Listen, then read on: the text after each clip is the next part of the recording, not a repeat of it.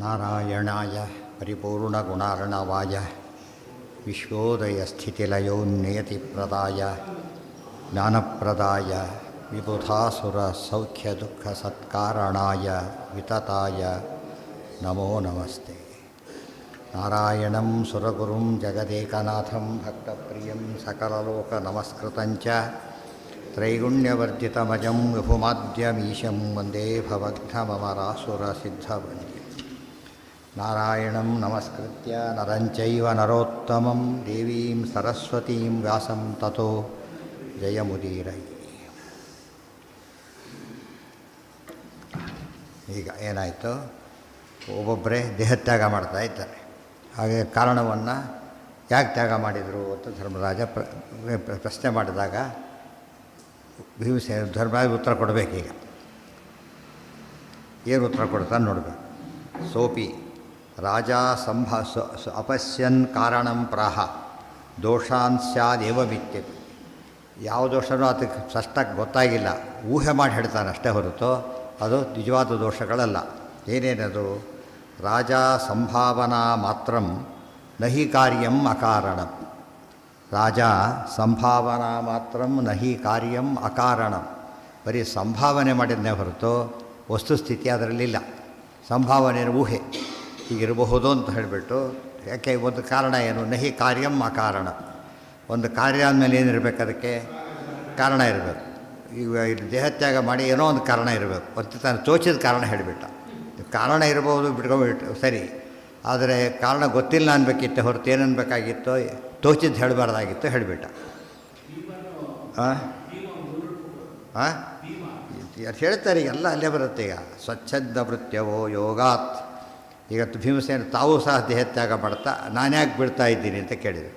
ಎಲ್ಲರಿಗೂ ಉತ್ತರ ಕೊಡ್ತಾರೆ. ಈಗ ವಸ್ತುಸ್ಥಿತಿ ಹೇಳ್ತಾರೆ, ಇದು ಯಾವುದು ಕಾರಣವೋ ಅಲ್ಲ. ನಿಜವಾದ ಕಾರಣ ಯಾವುದು? ಸ್ವಚ್ಛಂದ ಮೃತ್ಯವೋ ಯೋಗ ದೇಹಾನುಸೃಜ್ಯ ಪಾಂಡವಾಹ. ಸ್ವಚ್ಛಂದ ಮೃತ್ಯುಗಳು ಭೀಷ್ಮರಷ್ಟೇ ಇಚ್ಛಾಭರಣೆಗಳಲ್ಲ. ಭೀಷ್ಮರು ದೊಡ್ಡವರು, ಇವರೆಲ್ಲ ಕೂಡ ಭೀಷ್ಮರು ವಸುಗಳಷ್ಟೇ. ಅವ್ರ ಮೇಲಿದ್ದಾರೆ ಅವರು. ಅಶ್ವಿನಿ ದೇವತೆಗಳು ಚಿಕ್ಕವರಾದರೂ ಕೂಡ ಬಂದರೂ ಕೂಡ ಅವ್ರು ಏನಲ್ಲ, ಅವರಿಗೆ ಇದೆಲ್ಲ ಅವ್ರಿಗೆ ಈ ಕಾರಣ ಇಲ್ಲ. ಅದಕ್ಕೆ ಗೊತ್ತಾಯ್ತಾ? ಅದಕ್ಕೆ ಸ್ವಚ್ಛಂದ ಮೃತ್ಯವಹ ನೆನಪಾಗ್ತದೆ. ಪದ ಎಲ್ಲಿ ಬಂದಿದೆ ಅಂತ? ಸ್ವಚ್ಛ ಸ್ವಚ್ಛಂದ ಮೃತ್ಯು. ಇದು ವಿಶೇಷ ಅಂದರೆ ವಾಯುದೇವರಿಗೂ ಕೂಡ ಅಪ್ರಾಕೃತ ದೇಹ ಇಲ್ಲ. ಆದ್ದರಿಂದ ಅವ್ರು ಏನು ಮಾಡಬೇಕು? ಈ ದೇಹನ ತ್ಯಾಗ ಮಾಡಬೇಕು. ಬ್ರಹ್ಮದೇವರು ಕೂಡ ಮುಕ್ತಿ ಹೋಗಿ ಏನು ಮಾಡಬೇಕು? ತ್ಯಾಗ ಮಾಡಿ. ಲಕ್ಷ್ಮೀನಾರಾಯಣ ಇಬ್ಬರಿಗೆ ಏನಿಲ್ಲ? ದೇಹ ಯೋಗನೂ ಇಲ್ಲ, ದೇಹ ವಿಯೋಗನೂ ಇಲ್ಲ. ಇದು ಭಾರಿ ಮುಖ್ಯವಾದ. ಅದಕ್ಕೆ ಸ್ವಚ್ಛಂದ ಮೃತ್ಯು ಅಂತ ಕರೆದು. ಯಾವ ಕಾಲಕ್ಕೂ ಶಾಸ್ತ್ರದ ಎಷ್ಟು ಬ್ಯಾಲೆನ್ಸ್ ಇದೆ ಅಂದರೆ, ಹೊಗಳಬೇಕು ಅಂತ ಹೊಗಡಿ ಏನೋ ಮಾಡಲಿಲ್ಲ. ಸ್ವಚ್ಛ ದೇಹ ಭಗವಂತನ ನಿಯಮ ಅದು. ಏನು ಮಾಡಬೇಕು? ದೇಹ ಬಿಡಬೇಕು, ದೇಹ ಬಿಟ್ಟೇ ಹೋಗಬೇಕು. ಹಾಗೆ ಸ್ವರ್ಗಕ್ಕೆ ಪ್ರವೇಶ ಮಾಡಬಾರ್ದು. ಅದಕ್ಕೆ ಹೇಳ್ತಾರೆ ಯೋಗಾತ್ ದೇಹಾನುಸೃಜ್ಯ ಪಾಂಡು. ಯೋಗದಿಂದ ದೇಹವನ್ನು ತ್ಯಾಗ ಮಾಡಿದರೆ ಹೊರತು ಅದು ರೋಗಾದಿಗಳಿಂದನೂ ಅಲ್ಲ. ಮತ್ತು ರೋಗಾದಿಗಳಿಂದ ದೋಷ ಅದು. ಯೋಗ ಇದು ನಿಯಮ. ಇದು ನಿಯಮವನ್ನು ಪಾಲನೆ ಮಾಡಿದರು. ದೇಹವನ್ನು ಹೇಗೆ ಬಿಟ್ಟವರು? ಯೋಗದಿಂದ ದೇಹವನ್ನು ತ್ಯಾಗ ಮಾಡಿದರೆ ಹೊರತು ಬೇರೆ ದೃಷ್ಟಿಯಿಂದ ಅಲ್ಲ. ಹೇಗಾನುಸೃಜ್ಯ ಪಾಂಡವಾಹ. ಹೌದು, ದೇಹ ಬಿಟ್ಟು ಹೋಗಬೇಕು. ಅದು ಇಷ್ಟಪಟ್ಟ ಬಿಟ್ಟರೆ ಸ್ವಚ್ಛಂದ ಮೃತ್ಯು. ಇವತ್ತು ವಾಲಂಟ್ರಿ ರಿಟೈರ್ಮೆಂಟಿಗೂ ಕಂಪಲ್ಸರಿ ಎಷ್ಟು ಡಿಫ್ರೆನ್ಸ್ ಇದೆ. ಈಗ ವಾಲಂಟ್ರಿ ಅಂದ್ರೇನು? ಒಳ್ಳೆ ಕೆಲಸ ಅಂದರೆ ಬೇಡಪ್ಪ ಬಿಡ್ತಾರೆ ಅಷ್ಟೇ. ಗೊತ್ತಾಯ್ತಾ? ಅದು ವಾಲಂಟ್ರಿ. ಅದು ಇವರೇ ಸಸ್ಪೆಂಡ್ ಮಾಡ್ತಾರೆ. ಅದೇನದು? ಫುಲ್ ಮಾಡ್ತಾರೆ. ಅದು ನ್ಯಾಚುರಲ್. ಫುಲ್ ವೃತ್ತಿ ಸರ್ವಿಸ್ ಮಾಡ್ತಾರೆ. ಇದು ಇರುತ್ತೆ. ಅದು ಇದೆ. ಈಗ ಮೂರಿದೆ. ಸಸ್ಪೆನ್ಸ್ ಬೇರೆ, ಡಿಸ್ಮಿಸಲ್ ಬೇರೆ, ವಾಲಂಟ್ರಿ ಬೇರೆ, ಕಂಪಲ್ಸರಿ ಬೇರೆ, ನ್ಯಾಚುರಲ್ ಬೇರೆ. ಅದು ಸಾವಿನಲ್ಲೂ ಹಾಗೇ ಇದೆ. ರಿಟೈರ್ಮೆಂಟ್ ಹೇಗೋ ಅದು ಸಾವಿದ್ದ ಹಾಗೆ. ಗೌರ್ಮೆಂಟ್ ಸರ್ವೆಂಟ್ ಆದಮೇಲೆ ಏನಾಗಬೇಕು? ಅವರು ರಿಟೈರ್ ಆಗಲೇಬೇಕು. ಸೊ ದೇಹ ಆದಮೇಲೆ ಮರ್ತೆ ದೇಹ ಏನಾಗಬೇಕು? ಅದು ಬಿಡಲೇಬೇಕು. ನಿಯಮ ಅದು. ಅದಕ್ಕೋಸ್ಕರ ಮಾಡಿದರೆ ಇದೊಂದೇ ಕಾರಣ. ಇದು ನಿಜವಾದ ಕಾರಣ. ಇದು ಏನಂದರೆ ಭಗವಂತನ ಶಾಸನ. ಅವರು ದೇಹ ಈ ದೇಹ ಸಮೇತ ಹೋಗಬಾರ್ದು ಅಂಥೇಳಿ ಅದಕ್ಕೆ ಹಾಗೆ ಮಾಡಿದರು. ಕೃಷ್ಣ ಚಾಪುಹು ಪರಂ ಸ್ಥಾನ. ನೀರು ವಿಶೇಷ ಗೊತ್ತಾಗುತ್ತೆ. ಕೆಲವು ಕಡೆಗೆ ನಿಯಮಗಳನ್ನ ಪಾಲನೆ ಮಾಡಲೇಬೇಕು. ಈಗ ಜೈವಿಜರು ಒಳಗೆ ಬಿಡಲಿಲ್ಲ ಸನಕಾದಿಗಳನ್ನು. ಅದು 7ನೇ ಬಾಗಿಲು. ಅದು 7ನೇ ಬಾಗಿಲನ್ನು ದಾಟಬಾರದು. ಯಾರು? ಅಮುಕ್ತರು ದಾಟಬಾರದು. ಅವ್ರು ಹೇಳಿದ ತಪ್ಪ, ನಿಯಮ ಬಂಧಿಸಿದ ತಪ್ಪಲ್ಲ, ತಪ್ಪಲ್ಲ, ಜೋರು ಮಾಡಿದ ತಪ್ಪಾಯಿತು. ಏನು ಜೋರು ಮಾಡಿದ್ರು ಅವರು? ನೀವೆಲ್ಲ 5 ವರ್ಷ ಹುಡುಗ ನಿಮಗೆಲ್ಲ ಏನು ಹೋಗಿ ಆ ಕಡೆ ಇದು ಬೈಬಾರ್ದು, ಅರ್ಥ ಆಯ್ತಾ? ಇಲ್ಲ ಪ್ರವೇಶ ಇಲ್ಲ, ನೋ ಅಡ್ಮಿಷನ್ ಬೋಧೋಯ್ತು ಅದಕ್ಕೆ ಅಷ್ಟೇ. ದೇವ್ರ ನಿಯಮ ಇದೆ ಅಂದರೆ ಏನು ಪ್ರಶ್ನೆ ಬರ್ತಿರಲಿಲ್ಲ. ಇವರು ಸ್ವಲ್ಪ ಇಲ್ಲ ಅಧಿಕ ಪ್ರಸಂಗ ಮಾಡಿದರು, ಅದಕ್ಕೆ ಶಾಪ ಕೊಟ್ಟರು. ಅದು ಅಗಸರ ಕಥೆನೂ ಹಾಗೇನೆ. ವಸ್ತ್ರ ನಾನು ಕೊಡೋದಿಲ್ಲ, ನಾವು ಕಂಸರು ಅವನೇನು ಕೃಷ್ಣನ ಸ್ವರೂಪ ಗೊತ್ತಿಲ್ಲ, ಅಷ್ಟೇ ವಿನಯ ಹೇಳಿದ್ರೆ ಮುಗಿದೋಗ್ತಿತ್ತು. ಜೋರು ನೀವೆಲ್ಲ ಏನು ಗೊಲ್ಲರು ನಿಮಗೆಲ್ಲ ತೊಗೊಂಡು ಏನು ಮಾಡ್ತಿರೋದು ಹೊಡೋದು ಆ ಕಡೆಗೆ. ಅದು ಮಾತಿನಲ್ಲಿ ಕೆಡಿಸ್ಕೊಂಡ ಆ ಮಾತನ್ನು ಇದು ಅರ್ಥ ಮಾಡಿಕೊಂಡ್ರೆ ಮಾತಿಗೆ ಎಷ್ಟು ಮಹತ್ವ ಇರ್ತದೆ. ಒಳ್ಳೆ ಮಾತಾಡ್ಲಿಕ್ಕೂ ಏನು ಬೇಕೋ, ಒಳ್ಳೆಯ ಸಂಸ್ಕಾರ ಬೇಕು. ಎಲ್ರಿಗೂ ಮಾತಾಡ್ಲಿಕ್ಕೆ ಬರೋದಿಲ್ಲ. ಇಲ್ಲೂ ಕೂಡ ಅಷ್ಟೇ, ಧರ್ಮರಾಜನ ತಪ್ಪು ಬೇರೆ ಇಲ್ಲ, ಆದರೆ ಅಗಸನ ತಪ್ಪು ಭಾರಿ ತಪ್ಪು. ಅಂದಂತ ಹೋಗೋ ತಪ್ಪು ಮಾಡೋದು ಅವನು. ಇಲ್ಲಿ ಈ ಕಾಲಕ್ಕೆ ಒಂದು ಸಣ್ಣ ತಪ್ಪು ಮಾಡೋದು, ತೋಚಿದ ಕಾರಣ ಹೇಳಬೇಡ. ನಿಜವಾದ ಕಾರಣ ಸ್ವಚ್ಛಂದ ಗೊತ್ತಿಲ್ಲ ಅಂತ ಹೇಳಿದ್ರು ಮುಗಿದೋಗ್ತಿತ್ತು. ಅಥವಾ ಸ್ವಚ್ಛಕ್ಕೆ ಎಷ್ಟೋ ಸರ್ತೆ ಉತ್ತರ ಗೊತ್ತಿದ್ರೆ ಏನೂ ತಪ್ಪಲ್ಲ. ಎಲ್ರಿಗೆಲ್ಲ ಗೊತ್ತಿರೋ ಯಾರೂ ತಿಳ್ಕೊಂಡಿಲ್ಲ. ಆ ಫೀಲ್ಡ್ನಲ್ಲಿದ್ದವರಿಗೆ ಗೊತ್ತಿರಬೇಕಾಗಿಲ್ಲ, ಬೇರೆ ಫೀಲ್ಡ್ ಬೇಡ. ಆ ಫೀಲ್ಡಲ್ಲಿ ಇದ್ದವರಿಗೆ ಏನೂ ಗೊತ್ತಾಗ್ತಾ ಇಲ್ಲ ಅಂತ ಹೇಳ್ತಾರೆ ಎಷ್ಟೋ ಸಲ, ಏನೂ ತಪ್ಪಲ್ಲ. ಆದರೆ ಊಹೆ ಮಾಡಿ ಹೇಳಿಬಿಟ್ಟ.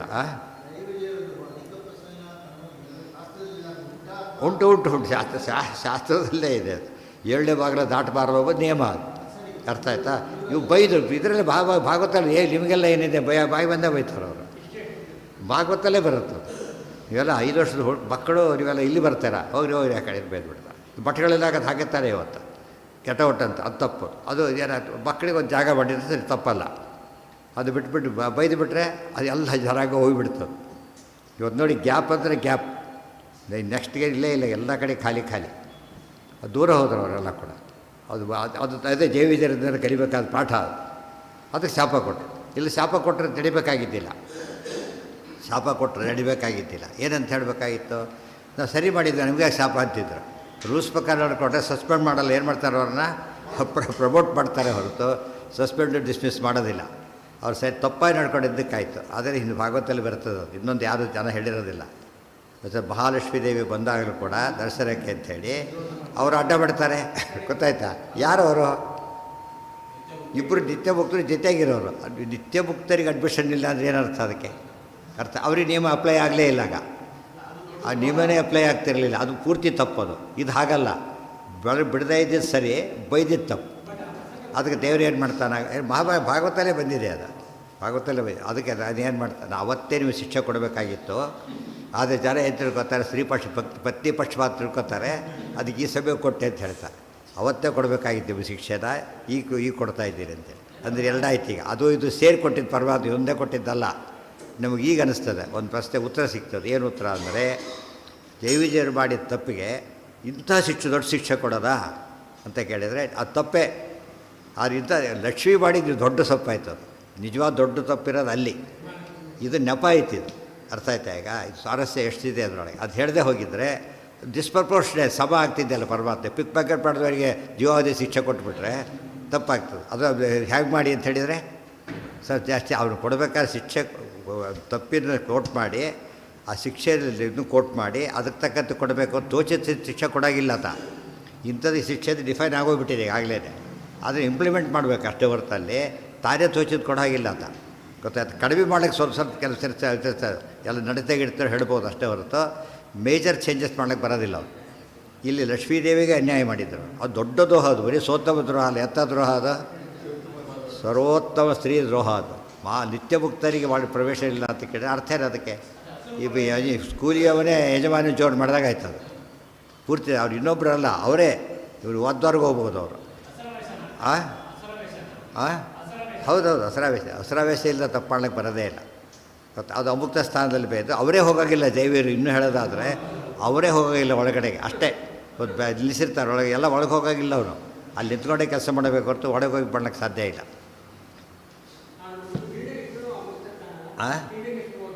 ಏನ? ಅದು ಅಮುಕ್ತ ಸ್ಥಾನ ಸ್ವರೂಪಂ. ಮತ್ತೆ ಕೇಳಬೇಕು, ಅಲ್ಲಿ ಹೋದ್ಮೇಲೆ ಬೇರೆಯವ್ರು ಹೋಗಕ್ಕೆ ಸಾಧ್ಯನೇ ಇಲ್ಲ. ಹೋದರೆ ವಾಯುದೇವ್ರು ಮಾತ್ರ ಹೋಗ್ಬೋದು, ಅವ್ರು ಹೋಗಲ್ಲ. ಯಾಕೆ? ನಿಯಮ ಉಲ್ಲಂಘನೆ ಮಾಡಬಾರ್ದು ಅಂತೇಳಿ ಮಾಡಿದರು. ಅದು ಬುದ್ಧಿ ಸ್ವಚ್ಛಂದ ಇಷ್ಟಪಟ್ಟು ಮಾಡಿದ್ದು ಅಷ್ಟೇ ಹೊರತು ನಿಯಮ ಇಲ್ಲ. ಅದು ಕನಕದಾಸರು ಹೊರಗೆ ಬಿಡಲಿಲ್ಲ ಅಲ್ಲ, ಒಳಗೊಳಗೆ ಅವರೇ ತಯಾರಿರಲಿಲ್ಲ ಫಸ್ಟ್. ಯಾಕೆ? ಧರ್ಮ ಪಾಲನೆ ಮಾಡಬೇಕು. ನಿಯಮ ಇವತ್ತು ನಾವು ಕೂಡ ಹೋದಾಗ ನಿಯಮ ಇರ್ತದೆ. ಆ ನಿಯಮಕ್ಕೆ ಪಾಲನೆ ಮಾಡದೆ ಹೋದರೆ ತಪ್ಪಾಗುತ್ತೆ. ಜೋರು ಮಾಡಾಗಿಲ್ಲ ಅವರಿಗೆ, ಅದು ಬೇಕೂ ಇಲ್ಲ. ರೂಲ್ ಹೈಲೈಟ್ ಮಾಡೋದು ಬೇಕಿಲ್ಲ. ದೇವ್ರು ದಷ್ಟ ಕೊಟ್ಟ ಅಂಬೋದು ವಿಚಾರ ಬೇರೆ. ಆದರೆ ಇವರು ಅವಮಾನ ಆಯಿತು, ಯುಗಮಾನ ಆಯಿತು, ಇಲ್ಲೇ ಇಲ್ಲ.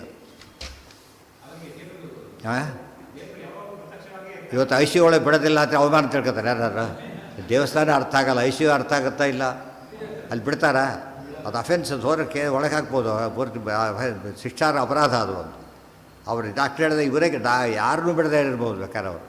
ಚೀಫ್ ಮಿನಿಸ್ಟರ್ ಇಲ್ಲ ಅಪಾಯದಲ್ಲಿದ್ದಾರೆ, ಬಿಡೋದಿಲ್ಲ ಅಂದರೆ ದೋಷ ಅಲ್ಲ, ಅದು ಭಾರಿ ರಿಸ್ಕ್ ಇದೆ ಅದರೊಳಗೆ. ಒಂದು ಕ್ಷಣದಲ್ಲಿ ಏನೋ ಆಗ್ಬೋದಾಗಿತ್ತು, ಆಮೇಲೆ ಇವರೇ ಒಪ್ಕೋತಾರೆ ಗುಡ್ ಅಂತ ಹೇಳ್ತಾರೆ ಹೊರತು ನನ್ನೇ ಬಿಡೋದಿಲ್ಲ ಅಂತ ಕೇಳೋದಿಲ್ಲ. ಹಾಗೆಲ್ಲ ಆಂಡುಶಂಶ್ಯ ಪರತ್ವೇನ ಕೀರ್ತಿಮೇವಾತ್ಮನೋ ವೃಷಃ ಇಲ್ಲಿ ಮುಂದಿದೆ. ಖ್ಯಾಪಯಾಮಾಸ ಕೌಂತೇಯ ರೂಪಿಣೋ ಧರ್ಮಸೂಕ್ತಿಭಿ. ಈಗ ಹಿಂದಿದೆ. ಕೃಷ್ಣಾಚಾಪು ಪರಂ ಸ್ಥಾನಂ ಯನ್ನಯಾಂತ್ಯಪಿ ದೇವತಾ. ಅವರು ದೋಷದಿಂದೇನಾದರೂ ಕೂಡ ದೇಹ ಬಿಟ್ಟಿದ್ದರೆ ಅವರಿಗೆ ಉತ್ತಮ ಗತಿ ಆಗ್ತಿರಲಿಲ್ಲ. ಗೊತ್ತು, ದೋಷ ಇರೋದು ನಿಜವಾಗಿದ್ದರೆ ಉತ್ತಮ ಗತಿ ಆಗ್ತಿರಲಿಲ್ಲ. ಆದರೆ ಇದೆಲ್ಲ ಸ್ಕಂದ ಪುರಾಣ ಮಾತನ್ನು ಕೋಟ್ ಮಾಡ್ತಾರೆ ಆಚಾರ್ಯರು, ತಮ್ಮ ಇದಲ್ಲ ಕೊಟೇಶನ್ ಇದು. ಮುಂದೆ ಅವರೇ ಹೇಳ್ತಾರೆ. ಕೃಷ್ಣ ಯಾವುದೋ ಶ್ರುತಿ ವೇದವಾಕ್ಯನೇ ಕೋಟ್ ಮಾಡ್ತಾರೆ. ಕೃಷ್ಣಾಚ ಆಪುಹು, ಪಾಂಡವರಾಗಲಿ ದ್ರೌಪದಿ ದೇವಿ ಆಗಲಿ ಪರಂ ಸ್ಥಾನಂ ಆಪುಹು. ಇವ್ರಿಗೆ ಹೇಳಲಿಲ್ಲ, ಅವರು ಮೂಲ ಸ್ಥಾನಕ್ಕೆ ಸೇರೋದಕ್ಕೆ ಅಡ್ಡಿ ಆಗ್ತಿತ್ತು.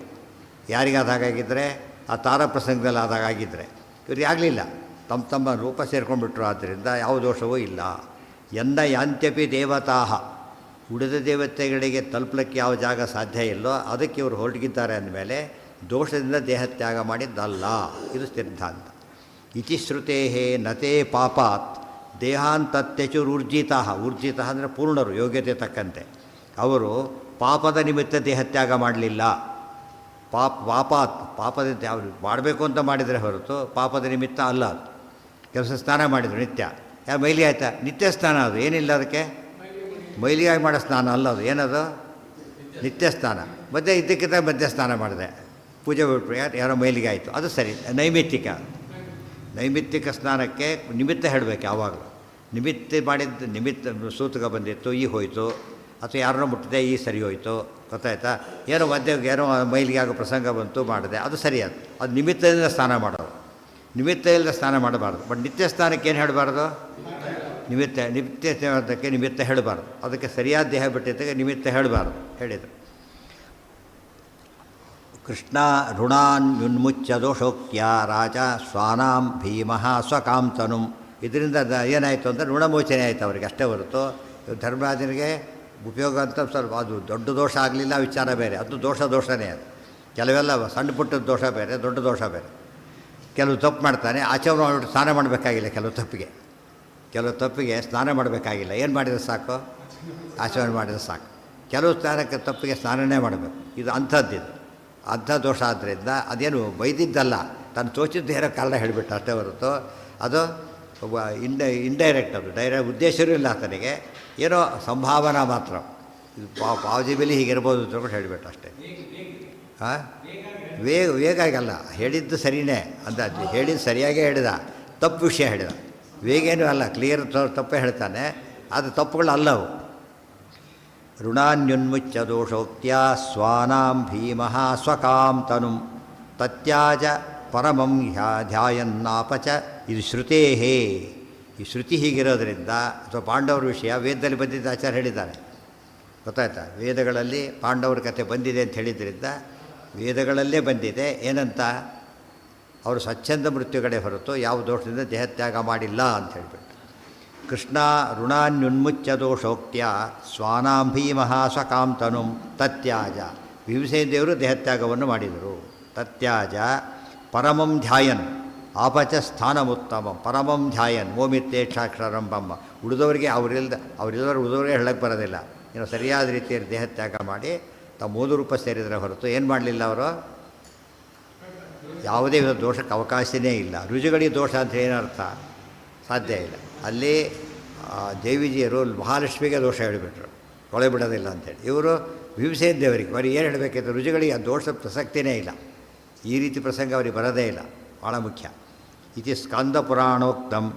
ಅದಿಷ್ಟು ಶ್ರುತಿನ ಕೋಟ್ ಮಾಡಿ ಸ್ಕಂದ ಪುರಾಣ ಹೇಳುತ್ತೆ. ಒಂದು ಶ್ರುತಿವಾಕ್ಯ ಅದು ಕೋಟ್ ಮಾಡಿದ ಸ್ಕಂದ ಪುರಾಣ, ಅದನ್ನು ಆಚಾರ್ಯರು ಕೋಟ್ ಮಾಡ್ತಾರೆ. ಸೊ 3 ಎವಿಡೆನ್ಸ್ ಕೊಟ್ಟಾಗಾಯ್ತು ಆಚಾರ್ಯರು. ಅವರೇ ಹೇಳಿದರೆ ನಿರ್ಣಯ, ಜ್ಞಾನಿಗಳವರು ಕೊಟೇಶನ್ ಕೊಟ್ಟು ಶ್ರುತಿ ಕೊಟ್ಟರು. ಸ್ಕಂದ ಪುರಾಣ ಅದು ಕೂಡ ಶ್ರುತಿ ಕೋಟ್ ಮಾಡಿದ್ರು. ಇಷ್ಟು ಸ್ಪಷ್ಟ ಇರಬೇಕಾದ್ರೆ ಯಾವ ದೋಷನೂ ಹೇಳಕ್ಕೆ ಹೋಗಬಾರ್ದು. ಹೌದು, ಸ್ವಚ್ಛಂದ ಮೃತ್ಯು ವ್ಯತಿರಿಕ್ತ ವಾಯುಸ್ಥಿತಿಯಲ್ಲಿ ಹೇಳೋದಿಲ್ಲ. 3 ರೂಪ, ಹನುಮದ್ ರೂಪ ಇದೇ ಚಿರಂಜೀವಿ ರೂಪನೇ. ಮುಂದೆ ಕೂಡ ಏನು ಮಾಡೋ ರೂಪ ತ್ಯಾಗ ಮಾಡಬೇಕಾದ್ರೆ ದೇಹ ಬಿಟ್ಟು ಹೋಗ್ತಾರೆ ಹೊರತು ಹಾಗೆ ಹೋಗೋದಿಲ್ಲ, ನಿಯಮ ಅದು. ಇತಿ ಸ್ಕಂದ ಪುರಾಣೋಕ್ತಂ ವ್ಯಾಸವಾಕ್ಯಂ ಋಷೀನ್ ಪ್ರತಿ. ಅದಕ್ಕೆ ದೈತ್ಯರು ಮಾಡಿದ್ದು ಎಷ್ಟು ತಪ್ಪು ಅಂತ ಈಗ ಗೊತ್ತಾಗುತ್ತೆ. ನಾವು ಸಾಯಲೇಬಾರದು ಅಂತ ಕೇಳಿದರು. ಆ್ಯಕ್ಚುಲಿ ಏನದು, ಸಾಯಲೇಬೇಕು, ಬೇರೆ ದಾರಿ ಅಂಥ ವರ ಕೇಳಬಾರ್ದು ಯಾವಾಗಲೂ ಕೂಡ. ಇವತ್ತು ನೋಡಿ ಯಾವ ದೇವತೆಗಳು ಅಂಥ ಒಬ್ಬ ಸಜ್ಜನಂಥ ವರ ಕೇಳಿಲ್ಲ. ನಾವು ಸಾಯಬಾರ್ದು ವರ ಕೇಳಿದ್ದೆಲ್ಲ ರಾಕ್ಷಸರೇ. ಅದೇನು ನಾನು ರಿಟೈರ್ಮೆಂಟೇ ಆಗಬಾರ್ದು ಅಂತ ಕೇಳಿದ ಏನರ್ಥ ಅದಕ್ಕೆ? ದೋಷ ಅದು. ಸರ್ವೆಂಟ್ ಒಪ್ಕೊಂಡ ಮೇಲೆ ರಿಟೈರ್ಮೆಂಟ್ ಒಪ್ಕೊಳ್ಳೇಬೇಕು. ಅದೇ ರೀತಿ ಇವರು ಒಪ್ಕೊಳ್ಳೋದು ಆ್ಯಂಟಿ ಹೋದರು ಅವರು. ಅದಕ್ಕೆ ಅವರು ದುರಂತವನ್ನು ಕಂಡು ವಿರುದ್ಧ ಹೋಗ್ಲಿಕ್ಕೆ ಸಾಧ್ಯ ಇಲ್ಲ. ಇತಿ ಸ್ಕಂದ ಪುರಾಣೋಕ್ತಂ ವ್ಯಾಸವಾಕ್ಯಂ ಋಷೀನ್ ಪ್ರತಿ. ಇದು ಕೂಡ ವೇದವ್ಯಾಸ ದೇವರು ಹೇಳಿದ್ದು, ಋಷಿಗಳಿಗೆ ಹೇಳಿದ್ದು. ಎಷ್ಟು ವಿಷಯ ಅದರಲ್ಲಿ ಪ್ರಾಮಾಣಿಕತ್ವಕ್ಕೆ ಎಷ್ಟು ಕಾರಣ ಕೊಡ್ತಾರೆ. ಭೀಮಾದೃತೆ ಹಿ ಚತುರ್ಷು ಪಕ್ಷಪಾತಸ್ತು ವಾಸವೌ ಯೋಗ್ಯಯೇ ವೇತಿ ಕೃಷ್ಣಾಯ ನ ದೋಷ ಸ್ಯಾತ್ ಕಥಂಚನ. ಭೀಮಾದೃತೆ ಹಿ ಚತುರ್ಷು ಪಕ್ಷಪಾತಃ ತು ವಾಸವೌ. ಏನು ಹೇಳಿದ್ರು, ಏನು ಉತ್ತರ ಕೊಡ್ತಾರೆ, ಅದಿಷ್ಟು ಹೇಳ್ತಾರೆ. ಏನು ದೋಷ ಹೇಳಿದ ಧರ್ಮರಾಜ, ಯಾಕಲ್ಲ ಅಂತ ಈಗ ಹೇಳ್ತಾರೆ. ಸಿದ್ಧಾಂತ ಹೇಳಿಬಿಟ್ಟು ಅವ್ರ ಕಾರಣ ರೆಫ್ಯೂಸ್ ಮಾಡ್ತಾರೆ. ಅದೇನು ಹೇಳಿದ, ಅರ್ಜುನ ಯಾತಕ್ಕೆ ಬಿದ್ದ, ದ್ರೌಪದಿ ಯಾತಕ್ಕೆ ಬಿದ್ದರು ಅಂದರೆ ಭೀಮಾದೃತೆ ಹಿ ಚತುರ್ಷು ಪಕ್ಷಪಾತಸ್ತು ವಾಸವೌ ಯೋಗ್ಯಯೇ ವೇತಿ. ಅದು ಹೇಳಿದ್ದೇನು ಗೊತ್ತಾ, ಅರ್ಜುನನ ಕಂಡ್ರೆ ಭಾರಿ ಪಕ್ಷಪಾತ ದ್ರೌಪದಿಗೆ, ಆ ದೋಷಕ್ಕೆ ಬಿದ್ದಲು ಅಂತ ಹೇಳಿದ. ಅರ್ಥ ಆಯ್ತಾ? ಭೀಮನ ಬಗ್ಗೆ ಪಕ್ಷಪಾತ ಅಂತ ಹೇಳಲಿಲ್ಲ. ಯಾಕೆ, ಅದಕ್ಕೆ ಏನು ಗೊತ್ತಾಗಿತ್ತು, ಎಲ್ಲರೂ ಲೋಕದೃಷ್ಟಿಯವರು ದ್ರೌಪದಿ ರಕ್ಷಣೆ ಮಾಡೋದು ಭೀಮಸೇನೇ, ಎಲ್ಲ ಇದರಿಂದ ರಕ್ಷಣೆ ಮಾಡಿದ್ದು. ಅದನ್ನು ಹೇಳಲಿಲ್ಲ, ಅರ್ಜುನ ಮೇಲೆ ಹಾಕಿದ. ಅರ್ಜುನ ಕಂಡ ಪಕ್ಷಪಾತ ಇತ್ತು, ಅದಕ್ಕೆ ಹಾಗೆ ಬಿದ್ದಿತ್ತು ಅಂತೇಳಿ. ಆ್ಯಕ್ಚುಲಿ ಆಚಾರ್ಯ ಹೇಳ್ತಾರೆ ದೋಷ ಅಲ್ಲ ಅದು. ಯಾಕೆಂದರೆ ಅವರು ಈ ಪಕ್ಷಪಾತ ಮಾಡಿದ್ದಲ್ಲ. ತಾರತಮ್ಯದಲ್ಲಿ ಭೀಮಸೇನ ಆದಮೇಲೆ ಅರ್ಜುನನೇ ಬರೋದು, ಆಮೇಲೆ ಧರ್ಮರಾಜ ಬರೋದು. ಅದಕ್ಕೆ ತೊಟ್ಟರೆ ಪಕ್ಷಪಾತ ಕಾರಣ ಅಲ್ಲ, ಅದಕ್ಕೆ ಗುಣ ಕಾರಣ, ಯೋಗ್ಯತೆ ಕಾರಣ. ಇವರೇನು ತಿಳ್ಕೊಂಡ್ರೆ ಇದಕ್ಕೆ ಫಸ್ಟ್ ರ್ಯಾಂಕ್ ಬಂದವನಿಗೆ ಕೆಲಸ ಕೊಟ್ಟರೆ ಪಕ್ಷಪಾತ ಏನು ಬಂತು ಅದಕ್ಕೀಗ? ಪಕ್ಷಪಾತ ಅಲ್ಲದು. ಇವು ಪಕ್ಷಪಾತ ತಪ್ಪು ತಿಳ್ಕೊಂಡ ಯಾರು? ಧರ್ಮರಾಜ. ಆದ್ದರಿಂದ ಅದನ್ನು ದೋಷ ಆಯಿತು. ಅಂದರೆ ದೋಷ ಆಗಿದ್ದು ಇವ್ರದಲ್ಲ, ಧರ್ಮರಾಜದಿಂದೇ ದೋಷ ನಿಜವಾಗಲು. ಯೋಗ್ಯ ಏವೇತಿ ಕೃಷ್ಣಾಯ ನ ದೋಷ ಸ್ಯಾತ್ ಕಥಂಚನ. ಅದು ದ್ರೌಪದಿ ದೇವಿಗೆ ಅರ್ಜುನ ಪಕ್ಷಪಾತ ಮಾಡಿದ್ದು ದೋಷವಾಗಲೇ ಇಲ್ಲ. ಯಾಕೆ, ಶಚಿ ಇದ್ದಾಳೆ ಒಳಗಡೆಗೆ. ಶಚಿ ಯಾರ ಪತ್ನಿ? ಇಂದ್ರ ಪತ್ನಿ. ಸೊ ಅರ್ಜುನಿಗೆ ಪತ್ನಿ ಆಗಬೇಕು. ಪಕ್ಷಪಾತ ಅಂದರೆ ಸಹಜವಾಗಿ ಅದು ತಾರತಮ್ಯ. ಪಾರ್ವತಿ ಬಿಟ್ಟು ಮೇಲೆ ನೆಕ್ಸ್ಟ್ ಅವರೇ ಇದ್ದಿದ್ದು. ಪಕ್ಷಪಾತ ಆಗಲೇ ಇಲ್ಲ ಅವರು. ನೀತಿರೂಪೇ ವೀರ್ಯಬಲೆ ಮಹಾಂತೆ ಶಾಮ್ಯತಃ ಕ್ರಮಾತ್ ಪ್ರಾಣತ್ವಾದ್ ಭೋಗಶಕ್ತಿಶ್ಚ ನಹಿ ದೋಷಾಯ ಮಾರುತೆ. ನೀತಿರೂಪೇ ವೀರ್ಯಬಲೆ ಮಹಾಂತಿ ಯೇಷಾಮ್ಯತಃ ಕ್ರಮಾತ್ ಪ್ರಾಣತ್ವಾದ್ ಭೋಗಶಕ್ತಿಶ್ಚ ನಹಿ ದೋಷಾಯ ಮಾರುತೆ. ಅವರಿಗೇನು ದೋಷ ಹೇಳಿದ್ದೀಗ? ನಕಲನಿಗೆ, ಇವರಿಗೆ ನಕಲನಿಗೊಂದು ಅಲಂಕಾರ ಇತ್ತು, ಭಾರಿ ಸುಂದರ ಅಂಥೇಳಿ ಅದಕ್ಕೆ ಬಿದ್ದ. ಸಹದೇವನಿಗೊಂದು ದೋಷ ಇತ್ತು, ನಾವು ಬಹಳ ನೀತಿವಂತ ಅಂಥೇಳಿ ಅದಕ್ಕೆ ಬಿದ್ದ. ಇದೆಲ್ಲ ಧರ್ಮರಾಜ ಕೊಟ್ಟ ಕಾರಣ. ಅದು ಯಾವುದೂ ತಪ್ಪಲ್ಲ. ಆತ ಸುಂದರನಾಗಿದ್ದುದು ನಿಜ, ಆತ ನೀತಿವಂತನಾಗಿದ್ದು ನಿಜ. ಅವ್ರದ್ದೊಂದು ತಪ್ಪಿದೆ. ಏನು ತಪ್ಪಿದೆ? ನನ್ನಷ್ಟಿಲ್ಲ ಅಂತ ಹೇಳಿದ್ದು ತಪ್ಪದು. ಭೀಮನೇ ಇದ್ದಾರೆ ಮೇಲೆ, ಅದು ತಪ್ಪು ತಿಳ್ಕೊಂಡ್ರು ಅವರು. ಗೊತ್ತಾಯ್ತು? ಅದು ತಪ್ಪಿದೆ, ಅವರು ಇಲ್ಲ ಅಲ್ಲ.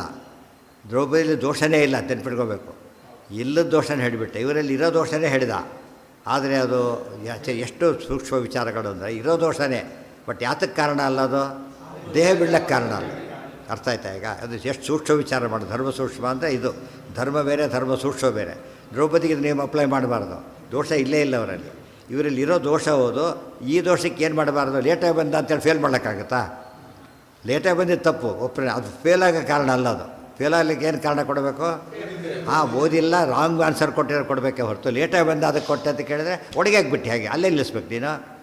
ಅದು ತಪ್ಪಲ್ಲ, ಇನ್ನೂ ಕೊಡಬೇಕು ಯಾವಾಗ ಕೊಡು. ಅರ್ಥ ಆಯ್ತಾ? ಇದರಿಂದ ನಮಗೆ ಅರ್ಥ ಆಗೋದೇನು ಅಂದರೆ, ಯಾವುದೇ ಕಾರಣ ಕೊಟ್ಟರೆ ಸರಿಯಾದ, ಬರೀ ಏನೋ ಕಾರಣ ಕೊಟ್ಬಿಟ್ರೆ ಅದು ಕಾರಣ ಆಗೋದಿಲ್ಲ.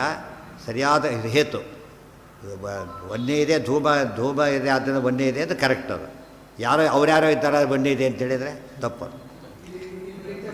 ಹಾಂ,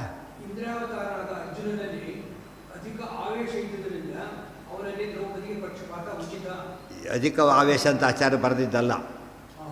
ಅವ್ರ ಯೋಗ್ಯತೆಯೇ ಜಾಸ್ತಿ ಇದೆ. ಒಳ್ಳೆ ಶಚಿದೇವಿ ಇದ್ದಾರೆ, ಆದ್ದರಿಂದ ಪಕ್ಷಪಾತ ಮಾಡಿದರು. ಪಕ್ಷಪಾತ ದೋಷ ಅಲ್ಲ.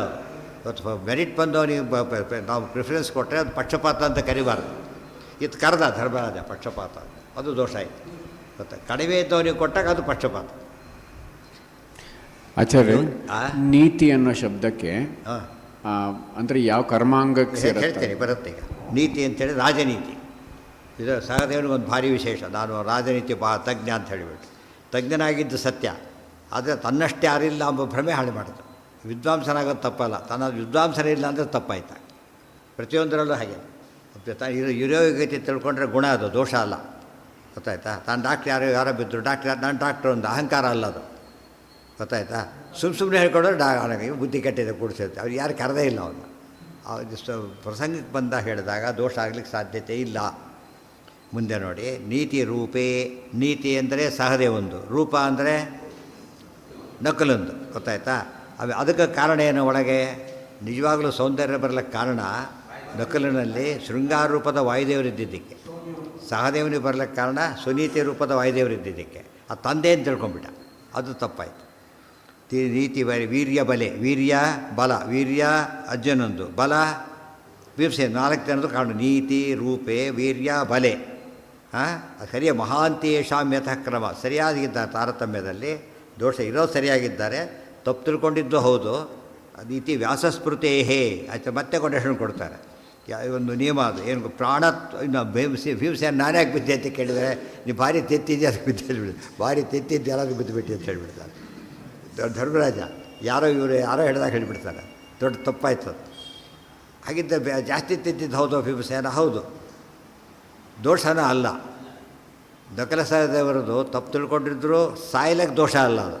ಆದರೆ ದ್ರೌಪದಿದು ದೋಷ ಅಲ್ಲ, ಭೀಮಂದು ದೋಷ ಅಲ್ಲವೇ ಅಲ್ಲ. ಯಾತಕ್ಕೆ? ಪೃಷ್ಠೋ ವಪುಹು ಪಿತುಮಾನ್ ವೇದದಲ್ಲೇ ಹೇಳಿಬಿಟ್ಟಿದೆ. ವಾಯುದೇವರಿಗೆ ಆ ಸಾಮರ್ಥ್ಯ ಇದೆ.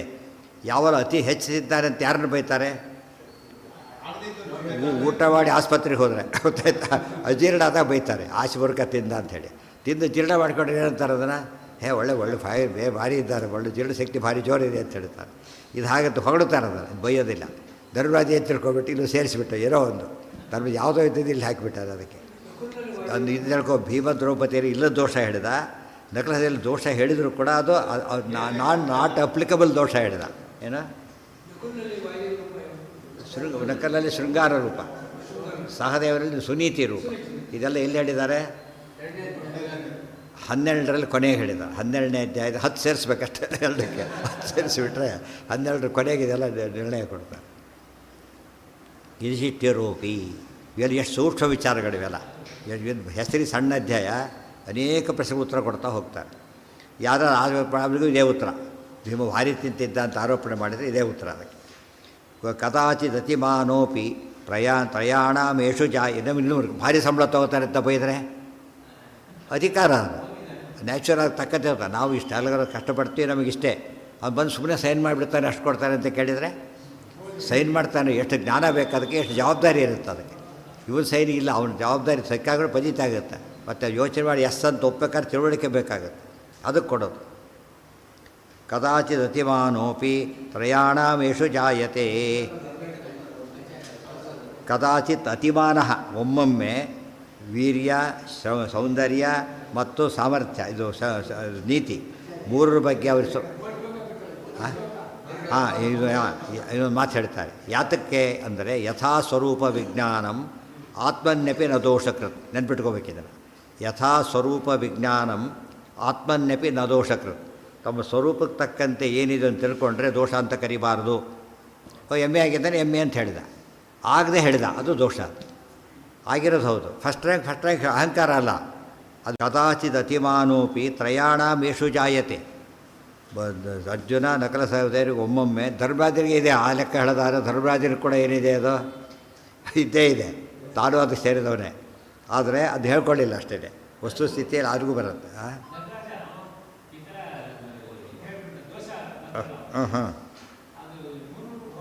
ಆಗಲ್ಲ ಅದಕ್ಕೆ ಅಪ್ಲಿಕಬಲ್, ಇದಕ್ಕೆಲ್ಲ ಸೇರೋದಿಲ್ಲ. ಗೊತ್ತಾಯ್ತಾ? ನೀವು ಚೆಕ್ ಇದು ಎಫ್ ಡಿ ಎಲ್ಲಿದೆ, ಚೆಕ್ಕಲ್ಲಿಲ್ಲ. ನೀವು ಚೆಕ್ ಕೊಟ್ಟಿದ್ದೀರಿ, ಆ ಪ್ರಕಾರ ಮಾಡಿ. ಎಫ್ ಡಿ ಎಲ್ಲಿ ದುಡ್ಡಿದೆ ನಿಮಗೆ, ರಿಟರ್ನ್ ಆಗುತ್ತೆ. ರಿಟರ್ನ್ ಆದಾಗ ಏನು ಮಾಡಬೇಕಾಗ, ಎಫ್ ಡಿ ತೊಗೊಂಡ್ಕೊಡಿ ಅಂತ ಹೇಳಾಗಿ ನೀವು ಹೇಳಿದರೆ ಕೊಡ್ಬೋದು, ಅರ್ಥ ಹೊರತು ಅವರೇ ಕೊಡೋಕ್ಕೆ ಬರೋದಿಲ್ಲ. ಅದನ್ನು ಗೊತ್ತಾ, ಅದಕ್ಕೆ ಅಫೆಕ್ಟ್ ಆಗೋಲ್ಲ. ಅದು ಇದ್ರ ಚೆಕ್ ಅದಕ್ಕೆ ಅಫೆಕ್ಟ್ ಆಗೋಲ್ಲ. ಇಲ್ಲ ಅಂತ ಹೇಳಿದ್ದಾರೆ ಆದರೆ ಅದು ಸೀಸ್ ಮಾಡ್ತೀವಿ ಅಂತ ಹೇಳಬಾರ್ದು. ಯಾವೊಂದು ಕಾರಣ ಕೊಡ್ತಾನೆ, ಚೆಕ್ ಕೊಟ್ಟಿದ್ದು ಹೌದು, ಕ್ಯಾಶ್ ಆಗಿರೋ ಕಾರಣ ಇದೆ ಬೇರೆ. ಅದು ಸರಿಯಾದ ಕಾರಣ ಕೊಟ್ಟರೆ ಅದು ಒಳ್ಳೆಯದೇ. ಚೆಕ್ ಕ್ಯಾಶ್ ಆಗದೆ ಹೋಗಿದ್ದಕ್ಕೆ ಸರಿಯಾದ ಕಾರಣ ಕೊಟ್ಬಿಟ್ರೆ ಅದು ಚೆಕ್ ಬೌನ್ಸ್ ಕೇಸ್ ಆಗೋದಿಲ್ಲ.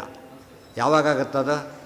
ಇದೆಲ್ಲ ಕೊಟ್ಟಿರ್ತಾರೆ, ಡೊನೇಷನ್ ಕೊಟ್ಟಿರ್ತಾರೆ, ಅದು ಬೌನ್ಸ್ ಆಗುತ್ತೆ. ಅದು ಕೇಸ್ ಹಾಕ್ಲಿಕ್ಕೆ ಬರಲ್ಲ ಅದಕ್ಕೆ. ಯಾಕೆ?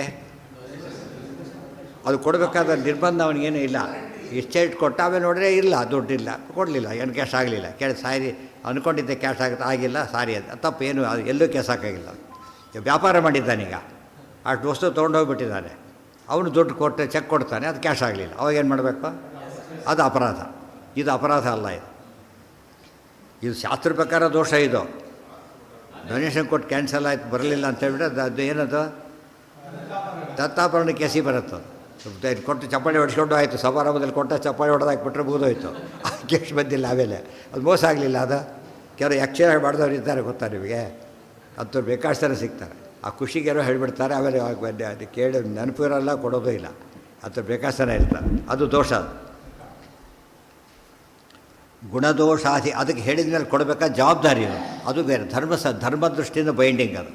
ಈ ವ್ಯವಹಾರ ದೃಷ್ಟಿಯಿಂದ ಬೈಂಡಿಂಗ್ ಅಲ್ಲ.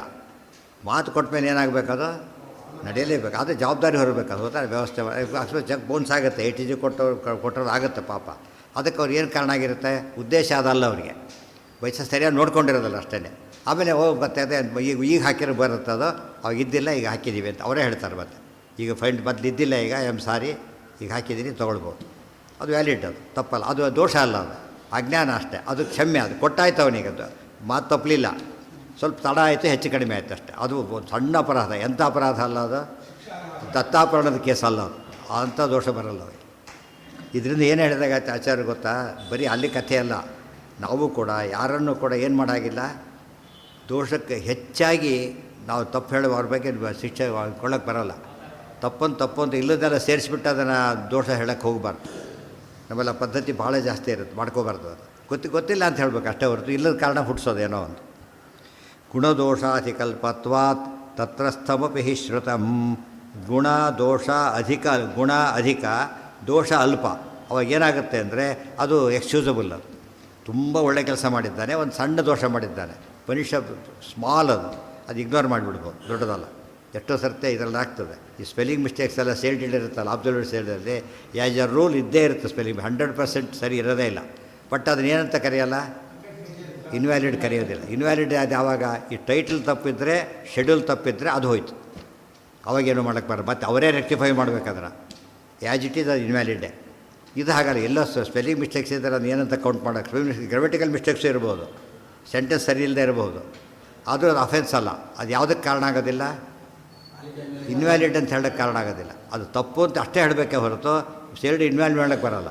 ಆ ರೀತಿ ಮಾಡಿ ಎಷ್ಟೋ ಸೇಲ್ಡ್ ಹೋಗ್ಬಿಡುತ್ತೆ ಅದಕ್ಕೆಲ್ಲ ಹಾಕಿದರೆ.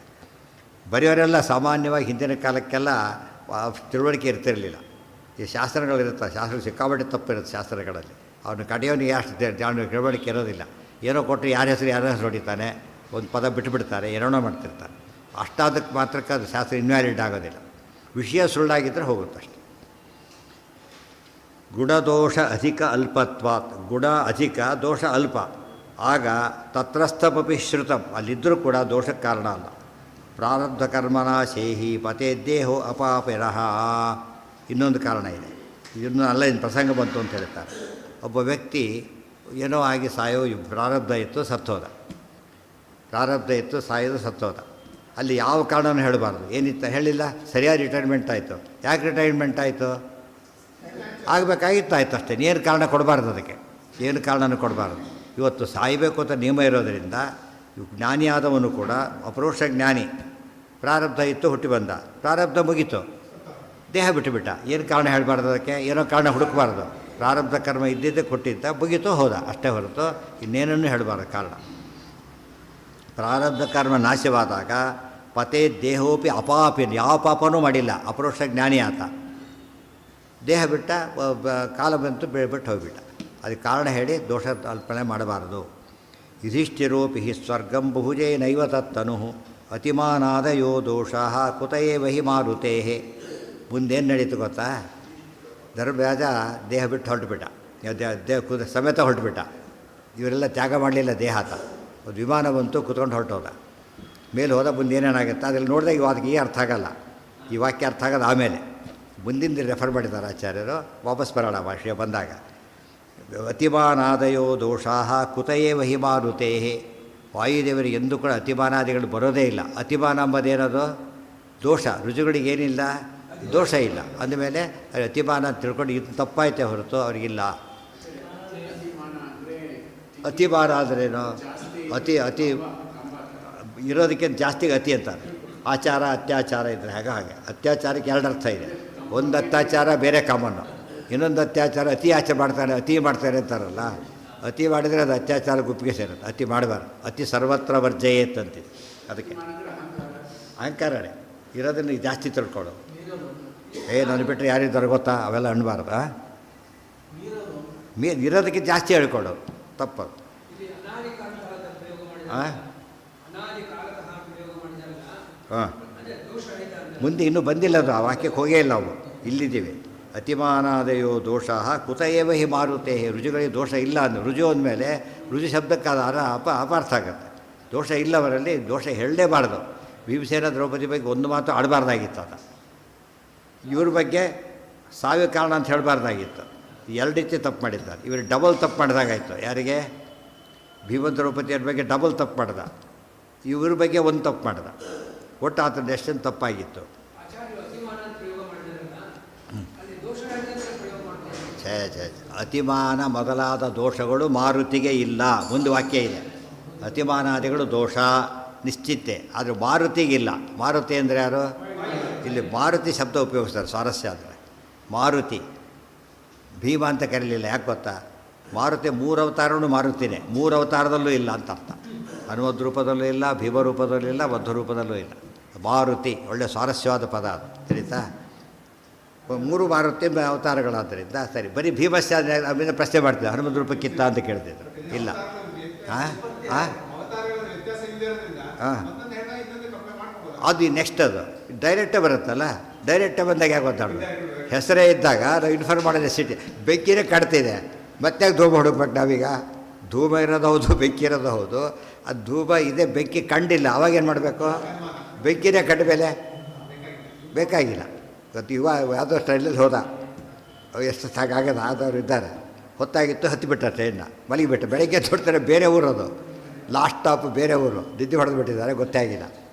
ಅದು ಎಂಥ ಕೆಲಸ ಬೈಕೊಂಡ್ಬಿಟ್ಟ. ಅದೇ ಎಕ್ಸ್ಪೀರಿಯನ್ಸ್ ಅಂತ ಕೂತ್ಕೊಂಡ. ಡೌಟ್ ಬಂತು ಅವರಿಗೆ. ಮತ್ತೆ ಅವತ್ತಾದಾಗ ಆಯಿತು ಅಂತ ಹೇಳಿಬಿಟ್ಟು ಚೆಕ್ ಮಾಡಿದ, ಸರಿ ಇತ್ತು. ಇನ್ನೊಂದು ಸತ್ಯ ಏನಾಗಿದೆ, ಊರಿಗೆ ಬಂದು ಇಳ್ಕೊಬಿಟ್ಟು, ಸರಿಯಾದ ಊರಿಗೆ ಬಂದು ಇಳ್ಕೊಬಿಟ್ಟ. ಈಗ ಅಷ್ಟು ಸರಿಯಾದ ಎಲ್ಲಿ ಬಂದ ಅಂತ ಕೇಳಿದ. ಯಾಕೆ ಬಂದಾಗಿದೆ ಅವನಿಗಾಗಲೇ. ಬಂದು ಊರು ಬಿಟ್ಬಿಟ್ಟಿದ್ದಾರೆ, ಮನೆಗೆ ಹೋಗಿಬಿಟ್ಟಿದ್ದಾರೆ. ಇನ್ನು ಸರಿಯಾದ ಎಲ್ಲಿ ಬಂದ ಅದು ಯೋಚನೆ ಮಾಡ್ಲಿಕ್ಕೆ ಹೋದ್ರೆ ಕಾರಣನೇ ಇಲ್ಲ. ಕಾರಣ ಏನಂದರೆ ಗುರಿ ಬಿಟ್ಟಾಗಿದೆ. ಇಲ್ಲಿ ಯುಕ್ತಿಗೆ ಕಾರಣನೇ ಇಲ್ಲ. ದೇರ್ ಫಾರ್ ಮಾರುತಿ ಅನ್ನೋ ಶಬ್ದ ಕ್ಲಿಯರಾಗಿ ಹೇಳುತ್ತೆ. 3 ಅವತಾರ.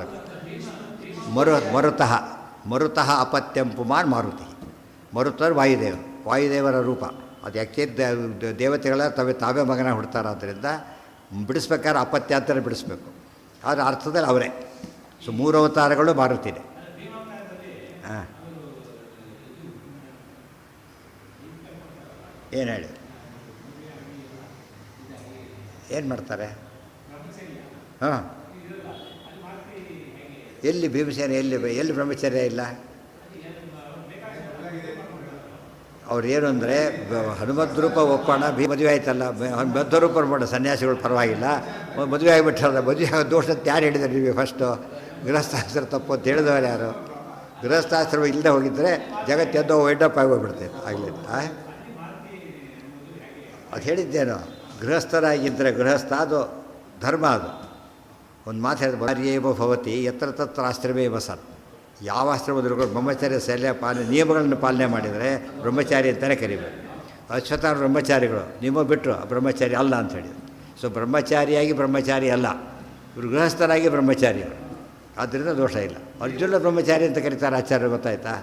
ಅರ್ಜುನ ಬಾಲ್ಯ ಕೌಮಾರಾದಪಿ ಚಾರ್ಜುನ ಛತ್ರತೇಜ ಬ್ರಹ್ಮಚಾರಿ ಕೌಮಾರಾದಪಿ ಚಾರ್ಜುನ. ಅಂದರೆ ಅರ್ಥ ಏನು? ಗೃಹಸ್ಥನಂತೆ ಸಂಸಾರ ಮಾಡಿದರೆ ಅದನ್ನು ಬ್ರಹ್ಮಚಾರಿ ಅಂತಲೇ ಕರಿಬೇಕು ಅಂತ ಹೇಳ್ತಾರೆ. ದೋಷ ಇಲ್ಲವೇ ಇಲ್ಲ. ಅದಿದ್ದೇ ಇದೆ. ಅವತಾರದಲ್ಲಿ ಮಾತ್ರ ಹಾಗೆ ಮಾಡೋಂಗಿಲ್ಲ. 3 ರೂಪದಲ್ಲಿ ಎಲ್ಲ ಆಶ್ರಮ ಮಾಡೋದು, ಇದರಲ್ಲಿ ಮಾಡೋಂಗಿಲ್ಲ.